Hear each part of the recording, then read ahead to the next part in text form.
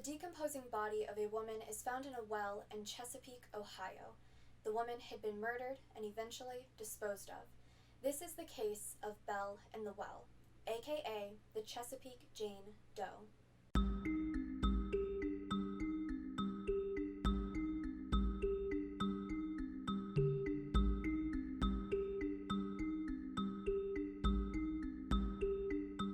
Chesapeake Jane Doe was found on April 22nd of 1981. She was found in a well by two girls who were playing nearby. Now the woman, she had been murdered, and at some point she was put in this well, and she was weighed down by a rope that was tied to her neck on one end and a cinder block on the other. It is believed that Jane Doe had been in this well for somewhere between 6 months to a year. Jane Doe is estimated to be between the ages of 30 and 60. Some of the evidence for this was the recession of her gums and the absence of her 12-year molars. She also had a significant overbite.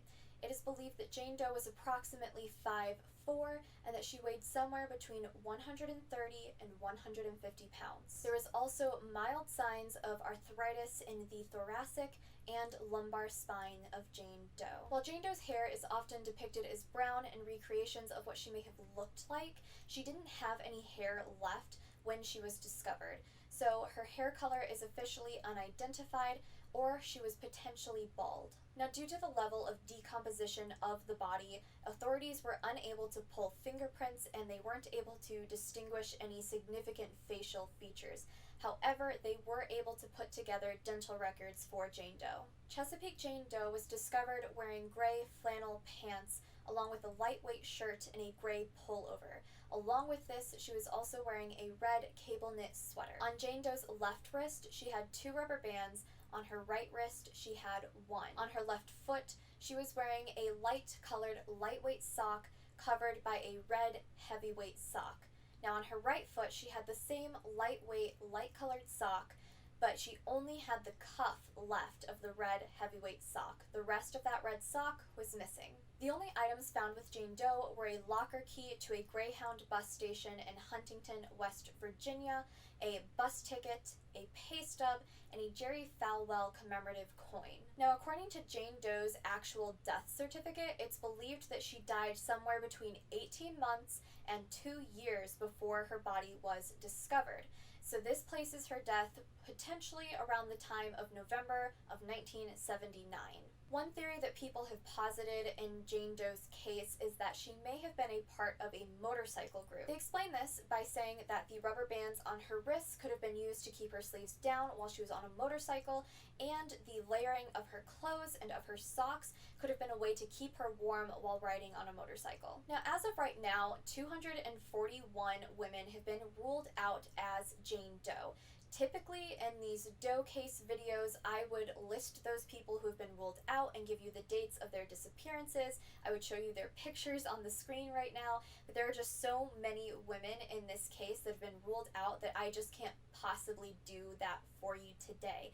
But, of course, as always, all of my sources for this case are pinned to the top of the comment section down below. So if you go to her nameless page, they will give you the list of all the women who have been ruled out as Chesapeake Jane Doe. They will give you the names, the date, and the location of the disappearances, and you can go and research those cases further if you would like.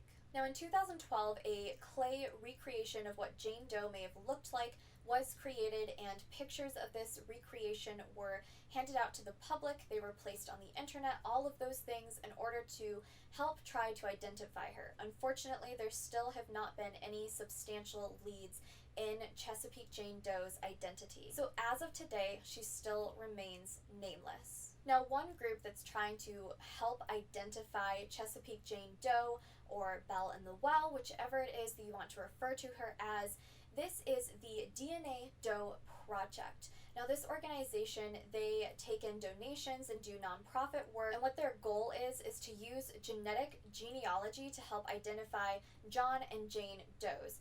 One of the things that this group helps do is to pay for further DNA testing so that we aren't only dealing with degraded old samples of DNA, we're getting new samples analyzed, we're getting those results so that we have better samples to compare with in the future. If you want to know more about this organization, their page is also listed in those sources down below. I would definitely suggest checking out their page, seeing what it is that they do, maybe consider making a donation. That's totally up to you. As of right now, that is all the information that we have on Chesapeake Jane Doe, or Belle in the Well. If you guys are new to the channel, hello, thank you for watching today. Please consider subscribing if you like today's video, if you like true crime content. That's what I'm all about here. Also, if you guys are interested, you can check out my Patreon page if you want to help support the channel financially. If not, that's totally fine too. It's completely up to you.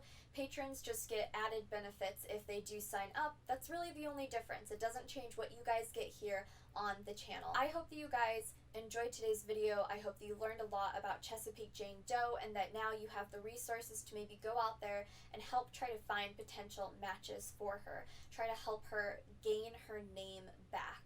But that is all for today's video, so thank you again so much for watching, and I will see you all soon for another new video. Bye everyone.